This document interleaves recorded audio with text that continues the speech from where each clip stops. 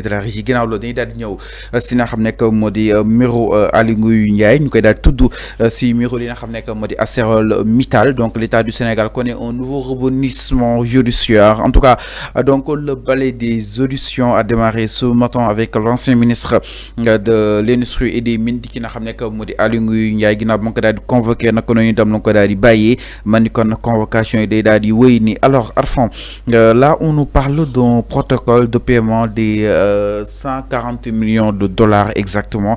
Alors, après son audition, il a été relâché. Alors, que peut-on retenir exactement sur ce dossier d'ArcelorMittal qui a connu exactement de nouveaux rebondissements? Première audition là. Après l'audition, il a été relaxé. Justice, donc, dañ ko wol bu ñëk pour déglu ko mom Aly Ngouille Ndiaye. Il a été écouté. Après ñu bàyyi ko mu ñibi. Mais il n'est pas dit que ils ont abandonné le dossier. Le dossier kenn abandonné ko. Ils ont procédé à des auditions, que ça soit Aly Ngouille Ndiaye, que ça soit Birima Mangara, que ça soit Amadou Ba. Amadou Ba qui était le ministre des Finances. Bon mo joxé xaliss bi. Amadou Ba mo génné xaliss bi. Donc ils ont procédé à des auditions. Ils n'ont pas dit que oui, le débat est clos. Non, les gens disent que oui, dégul nañu Aly Ngouille Ndiaye, après aussitôt il a été libéré. D'accord, il a été libéré. Mais il n'a pas été libéré parce que légui ils abandonnent les charges contre lui. Voilà, gisuñu dara ci mom. Dédé. Je ne sais pas si tu as lu le journal L'Observateur. Madame Yefi, non, Mungi Dogador. Ça vient juste de commencer. Ça vient de commencer, les auditions. Mungi Dogador. Est-ce que tu as lu le journal L'Observateur?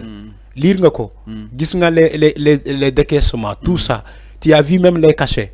Ils ont replié même les cachets sur le journal. En passe de garde, tu vois tous les signataires. Là, on parle les clauses cachées du deal. Voilà. Signé le 30 mai 2014 par le ministre des Mines, Oui. d'alors, Aly Ngouille Ndiaye. Oui.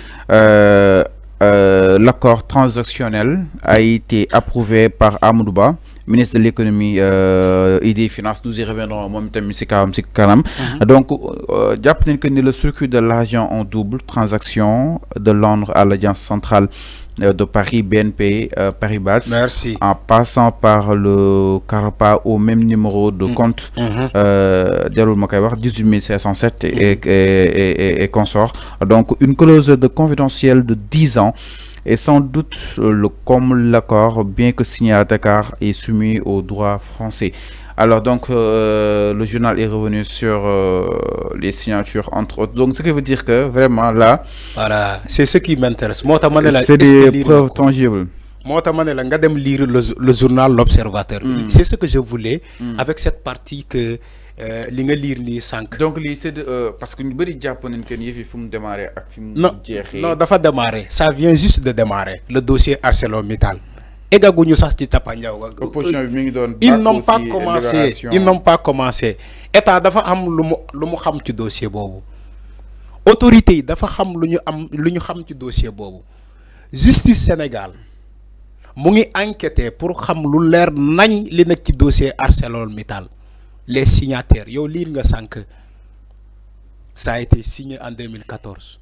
Yo lire nga ko sank. Même banque ba ñu ko jaarale yépp. L'agence française bobu nga lire yépp. Donc les détails sont là. La justice a besoin de ces détails là. Tes détails yi ba légui jéxagul. Amadou Ba sera convoqué. Voilà. Donc Amadou Ba bi doon joxé xaliss bi en tant que ministre des Finances du budget, mom il sera convoqué. Birima Mangara, mom tamit il est dans le coup. Waxuma ñi may cité ni que ñom je les déclare coupables, non. Dama né les personnes liées directement au dossier ArcelorMittal, ils sont en train d'être convoqués et d'être entendus sur le fond et la forme. Donc loolu mo am solo. Il n'est pas dit que oui convoqué nañu diw libéré nañu ko. Maintenant dossier bi jeexna. Dossier bi xajul bay jeex. C'est le recommencement. C'est le commencement. Egaguñu fenn ci les auditions. parce que il faut remonter, il faut creuser. Cacao Farba bi aussi c'était la même chose. Mais c'est ça waaw keroog ba ñu libéré Farba ci première audition bi du gars yi dañ doon jubilé yaa ngi fàttali ko yow mi yaa ma ko fàttali gars yi dañ doon jubilé ci premier bi dinaa woy Farba deful dala même Farba même il a soulevé ses mains en signe de victoire pour dire ses compagnons ni que woy defuma dara mais la deuxième audition fan la ñu mujjee ak Farba. Moi, quand ils ont libéré, comment dirais-je, Ali Ngouille Ndiaye, les gens des voix se lèvent pour dire que oui, Ali Ngouille Ndiaye, t'as été presse bi, dañ ko convoqué, dañ ko déglu 11h, 10h le dugg, 11h ñu libéré ko mu ñibi. Mané len d'accord, 11h lañ ko libéré mu ñibi. Première audition, ñu libéré ko 11h mu ñibi. Fallo. Xama wax ji moy dossier ArcelorMittal. Bu fekkee ay nit def nañu njombe selon lu ñuy wax ci les charges mooy association de malfaiteurs, escroquerie sur les deniers publics, blanchiment de capitaux, ainsi de suite, beaucoup de charges. Bu fekkee li ñuy wax ci dossier ArcelorMittal bi bu fekkee am na nañu sanctionner ces personnes là. Il faut régler ce problème là. Le dossier là ne date pas d'aujourd'hui. Si Macky Sall avait décidé de régler le dossier ArcelorMittal, de nous axifier sur le régime de Bassirou Diomaye Faye. Do am. Day fait que Macky Sall règle le dossier Bobouyag. Mais comme Macky Sall, il n'assume pas, il règle pas ces dossiers là. Mom au contraire, il faut jël tchoncham tek ko ci ces dossiers là parce que il protège ces personnes directes. Il s'en foutait de la République, Macky Sall, la partie avant le parti. C'était ça. Mais c'est pas, non, c'est pas la patrie. Le parti avant la patrie. C'est ce que Macky Sall faisait. Macky Sall, il faisait le parti avant la patrie. Alors que nous, nous sénégalais, la patrie avant le parti. Mais ils ont fait le sens inverse. Le contraire de ce que Macky Sall a fait, a dit. Ay nitam d'abord les protéger avant l'État du Sénégal. Il s'en fout de la République. C'est le président de la République où il y a beaucoup de scandales. Où il y a plus de scandales, c'est Macky Sall. Où il y a plus de rapports, il épingle ay nit direct. Où il y a plus de dossiers, c'est le président Macky Sall. Il y a plus de dossiers sous son régime, il y a plus de rapports sur son régime. Il y a plus de scandales et de milliardaires dans le régime de Macky Sall. C'est ça, l'histoire va retenir ça. Tu sais pourquoi? C'est Macky Sall qui avait décidé de protéger ces délinquants-là. C'est un protecteur de délinquants. Excusez-moi.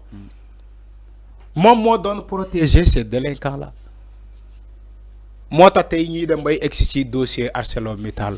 Ay xalé judo nañu fi sax fekké dossier bobu amna bu yagg tay ces enfants là ñu ngi def CM2 mais fallu bien sur 2014 ba légui kontel ñaata at xalé nekku ñu di def CM2 man ma né CM2 ça romb nañu CM2 dossier 2014 ba 2025 combien ñaata at donc sip tank li ñu mëna japp moy ay taccok yoy non dafa xawa tel non mais lool la jarul ñi té la tàccu parce que dossier bi ça vient juste de démarrer. Alors sinon exactement mu nek libération bu ki nga xamné que modi Aly Ngouille Ndiaye dana xamni itam non la ko ñenn ñi daal di jàngatee dañuy daal di évoluer ba tey ginnaaw li nga xamné que modi Ali dañuy ñëw si ki nga xamné que modi Amadou Ba leen itam du côté